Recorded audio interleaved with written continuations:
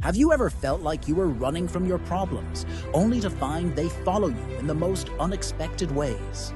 Imagine this. A man named Jonah, a prophet, receives a direct command from God.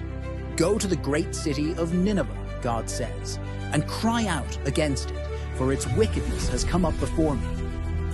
But Jonah isn't having any of it. The Ninevites were his enemies, a cruel and ruthless people. The thought of offering them a chance at redemption was repulsive to him. So, what does he do? He goes in the complete opposite direction. He heads down to the port of Joppa, finds a ship bound for Tarshish, the farthest known point in the opposite direction, and buys a ticket to escape from the presence of the Lord. As the ship sets sail, Jonah probably breathes a sigh of relief, thinking he has outsmarted his divine calling. But you can't run from God. As the vessel glides across the Mediterranean, a storm of epic proportions descends upon them. This is no ordinary squall. It is a tempest of divine fury, threatening to tear the ship apart. The seasoned sailors who have seen their share of rough seas are terrified. They cry out to their own gods. They throw cargo overboard to lighten the load, but nothing works. The storm only rages on. Sensing this is no natural event, they decide to cast lots to find out who is responsible for this calamity. The lot falls on Jonah. When they confront him, he confesses everything. He is a heathen. He worships the Lord, the God of heaven who made the sea and the dry land, and he is fleeing from him.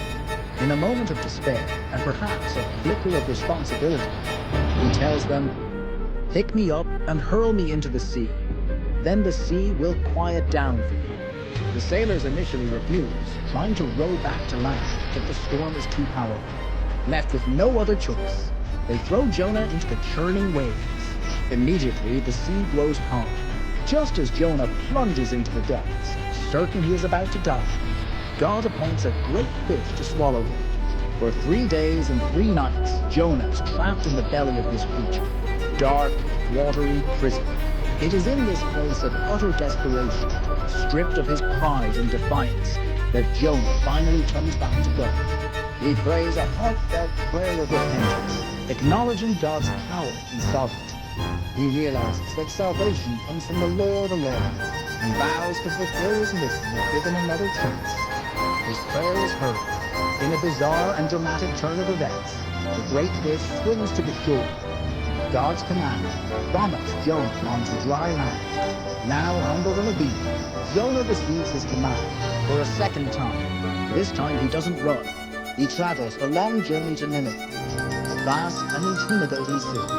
He walks through its streets, proclaiming the message God gave him. Yet 40 days, and Nineveh shall be overthrown. The message is stark and simple, but its effect is immediate and profound. The people of Nineveh believe him. Word spreads like wildfire, reaching the king himself. In an unprecedented act of humility, the king of Nineveh steps down from his throne, removes his royal robes, and covers himself in sackcloth and ashes. He issues a decree that everyone in the city, from the greatest to the least, and even the animals, must fast and pray, turning from their evil ways and violence. God sees their genuine repentance, their complete change of heart, and he relents. He does not bring about the destruction he had threatened. Nineveh is spared, but this act of divine mercy infuriates Jonah.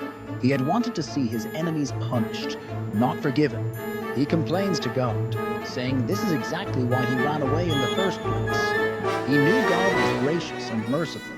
God then teaches Jonah a final, poignant lesson. He causes a plant to grow, providing Jonah with shade, which makes him happy. But the next day, God sends a worm to destroy the plant, and Jonah is again overcome with anger and self-pity over the loss of a simple plant. God then asks him, "You are concerned about a plant which you did not tend, and which came up in a night and perished in a night. And should not I be concerned about Nineveh, that great city in which there are more than 120,000 persons who do not know their right hand from their left, and also much cattle?" Jonah's story, therefore, isn't just about a man and a fish. It's a powerful lesson about the boundless nature of God's compassion, a mercy that extends even to those we believe are our greatest enemies.